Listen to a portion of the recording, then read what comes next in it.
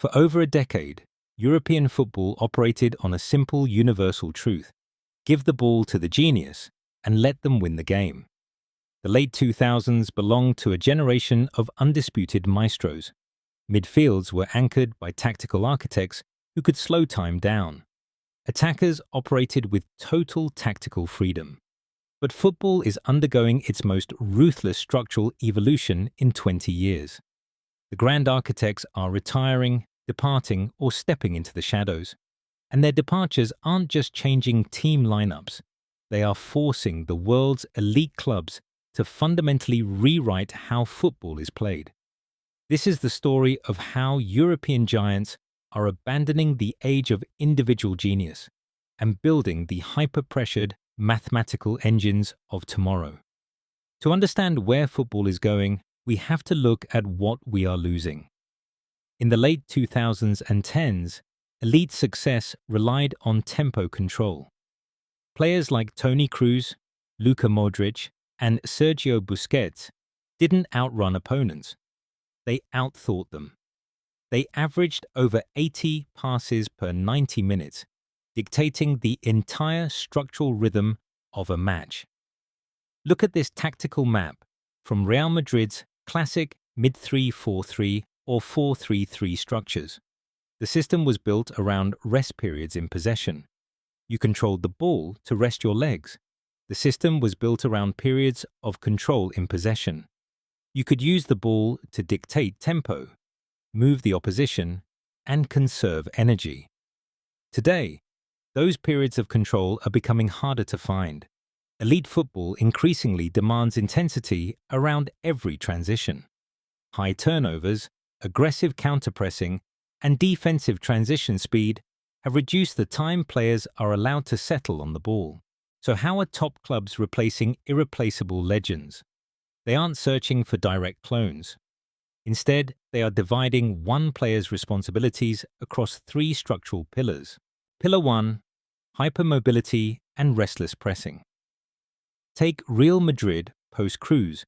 You cannot replace Kroos's passing range with one player. So instead, Madrid rebuilt their engine around physical dominance.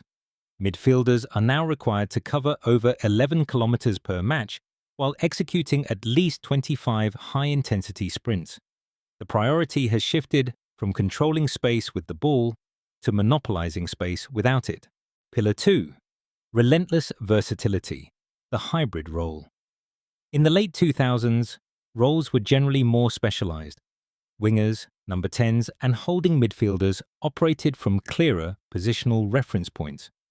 Today, the boundaries between those roles are becoming increasingly more fluid. Today's modern engine relies on positional fluidity.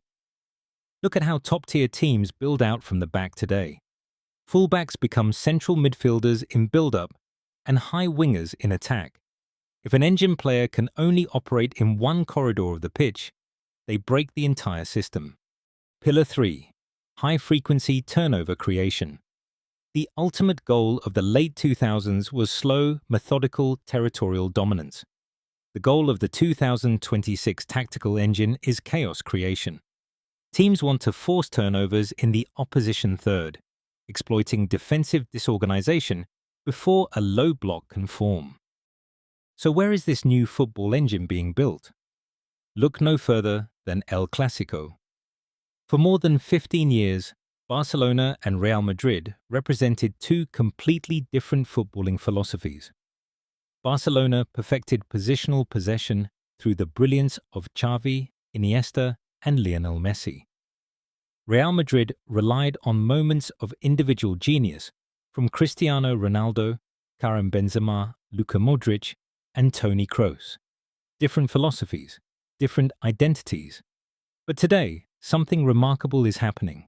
Both clubs are evolving toward the same destination. Barcelona under Hansi Flick has transformed possession into relentless pressure. The objective is no longer simply to keep the ball. It is to recover it immediately whenever it is lost. Meanwhile, Real Madrid has rebuilt itself around explosive transitions, relentless athleticism, and positional flexibility. Instead of depending on one midfield conductor, Responsibility is now distributed across an entire collective. Their methods remain different, but their destination is identical. The modern football engine. Every era eventually reaches its sunset. The architects who defined an entire generation are slowly leaving the stage.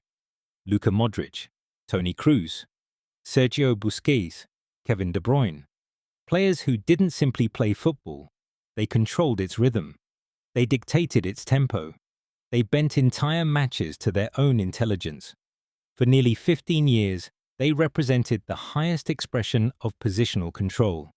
And with every farewell, football quietly closes another chapter of its own history.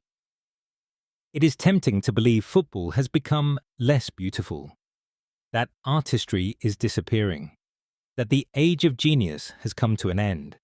But here's what we know. Football has never stopped evolving. Today's stars are being asked different questions. Not, can you control the game alone, but can you become one perfect piece of something much larger? The greatest teams no longer search for one player capable of solving every problem. They build systems where every movement creates another, every press triggers another, every rotation unlocks another. The individual still matters. But now, the collective multiplies the individual. Modern football has become an ecosystem of constant interaction. Space replaces possession as the most valuable resource. Movement replaces waiting. Recovery replaces rest. Pressure replaces patience. Control has not disappeared. It has simply changed its form. Every generation believes it has witnessed football's final masterpiece. The Hungarians, total football. Catenaccio, tiki-taka. The Gegenpress, each seemed revolutionary. Each eventually became history. And now, another chapter is being written. Perhaps 20 years from now, people will look back at this moment as the beginning of another football revolution. Not because of one extraordinary player, but because of an entirely new way of thinking. Football never stands still. It evolves. Again, and again, and again. The age of the individual savior is fading. The age of the collective engine has arrived. And the clubs that master this transformation first won't simply dominate the next season. They will possibly define the next generation of football.